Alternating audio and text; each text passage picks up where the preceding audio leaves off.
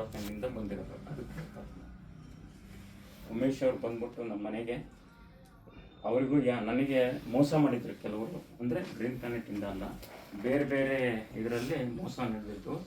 ಅದರಲ್ಲಿ ಅಲೋವೆರಾ ಬೆಳೆಸ್ಬೇಕು ನಿಮ್ಮ ತೋಟದಲ್ಲಿ, ನಾನು ಸಾವಯವ ಕೃಷಿಕ ಮೊದಲಿಂದನೂ ಅಂದ್ಬಿಟ್ಟು ಬಂದು ಹಣ ಕಟ್ಟಿಸ್ಕೊಂಡು ಹೋದರು. ಹಣ ಕಟ್ಟಿಸ್ಕೊಂಡು ಹೋದ್ಮೇಲೆ ತಿರುಗಿ ವಾಪಸ್ ಬರಲಿಲ್ಲ. ಕೋಟ್ಯಾಂತರ ರೂಪಾಯಿನ ತಮಗೆಲ್ಲ ಗೊತ್ತಿರೋದು, ಮೀಡಿಯಾದೆಲ್ಲ ಬಂದಿರೋದು, ಕೋಟ್ಯಾಂತರ ರೂಪಾಯಿ ಅವತ್ತೇ ದೋಚ್ಕೊಂಡು ಹೋದರು. ಅವಾಗ ಇವರು ಎಲ್ಲ ಪದೇ ಪದೇ ಬಂದರು. ನಾವು ಇವ್ರಿಗೆ ಯಾರೋ ವಿಷಯ ತಿಳಿಸಿದ್ದಾರೆ, ಇಲ್ಲ ಅವ್ರು ನೀವು ಕಾಂಟ್ಯಾಕ್ಟ್ ಮಾಡಿದ್ರೆ ನಿಮಗೆ ಏನಾದ್ರು ಅಲ್ಲಿ ಬೆನಿಫಿಟ್ ಸಿಗುತ್ತೆ ಅಂತಂದು. ಪಾಪ ಅವ್ರು 3 ತಿಂಗಳು ನನ್ನ ಹತ್ರ ಅಲ್ದಿರೋದು, ಸುಳ್ಳಲ್ಲ. ಅವ್ರು 3 ತಿಂಗಳು ಕೆಟ್ಟು ಬಿಸಿಲು ಮಾರ್ಚ್ ಟೈಮ್ನಲ್ಲಿ ಬಂದಿರೋದು ನಮಗೆ. ಫೆಬ್ರವರಿ, ಮಾರ್ಚ್, ಏಪ್ರಿಲಲ್ಲಿ ಸಿಕ್ಕಾಪಟ್ಟೆ ನಮ್ಮ ತಂದೆಯವ್ರ ಸಮೇತ ನಮ್ಮ ಮನೆ ಕಾಲಿಡುಗಳ ಹೊರಗೆ ಅಂತಂದು ನಿಲ್ಲಿಸಿರೋಂಥ ವ್ಯಕ್ತಿ ಇವರಿಗೆ. ನಮ್ಮ ತಂದೆಯವ್ರಿಗೆ ಇವತ್ತು 84 ವರ್ಷ.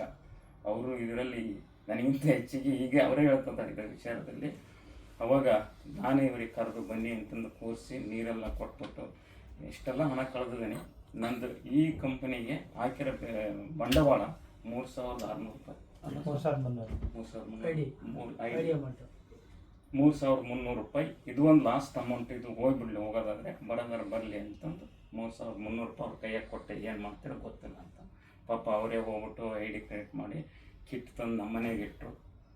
ಅದನ್ನು ನೋಡೋಣ, ಬಳಸೋಣ ಅಂತಂದು ಬಾಳೆಗೆ ಸ್ಟಾರ್ಟ್ ಮಾಡಿದೆ, ಅಡಿಕೆಗೆ ಸ್ಟಾರ್ಟ್ ಮಾಡಿದೆ. ಆಮೇಲೆ ರೈತರಿಗೆ ಗೊತ್ತಾಗಲಿ ಅಂತಂದ್ರೆ ನನ್ನ ಹತ್ರ ಟೀಕು ಸಾವನೆ ಮರಗಳು ಸಾಕಿದ್ವಿ. ಒಂದು ಗಿಡಕ್ಕೆ ಹಾಕಲಿಲ್ಲ, ಉಳಿದವೆಲ್ಲ ಹಾಕ್ತಾ ಬಂದ್ಬಿಟ್ಟೆ. ಅದನ್ನು ಯಾವಾಗ ಅದನ್ನು 3 ತಿಂಗಳಲ್ಲಿ ನನಗೆ ಗ್ರೋತ್ ಪ್ರಮಾಣ ಕಾಣ್ತು ಇದಕ್ಕೆ ಸಾಗುವನೆಗೆ, ಅದು ಭಾರಿ ಫಾಸ್ಟಾಗಿ ಸಿಕ್ತು. ಕಾಡಲ್ಲಿ ಅಲ್ಲಕ್ಕೆ ಇದ್ದಿರೋದನ್ನು ಹಚ್ಚಿರೋದನ್ನು ಒಬ್ಬ ದನ ಕಾಯೋ ಅಂತಂದು ಕೊಟ್ಟದ್ದ ನಾನು ಸುಮ್ಮನೆ ಸಲಿಕಲ್ ಬಗ್ದು ಹಚ್ಚಿದ್ದೆ. ಅದನ್ನ ಇವತ್ತು ನಾನು ಮನೆ ಕಟ್ಟಿದ್ದೇನೆ 1 ಕೋಟಿ ರೂಪಾಯಿ ಅದೇ ಮರದಲ್ಲೇ. ಅದೊಂದು ಹೆಮ್ಮೆ ನನಗೆ.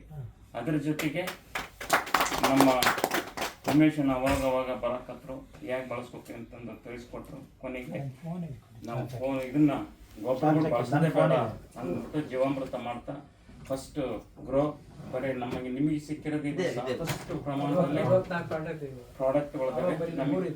3, ಒಂದು FC, ಒಂದು ಗ್ರೋ, ಒಂದು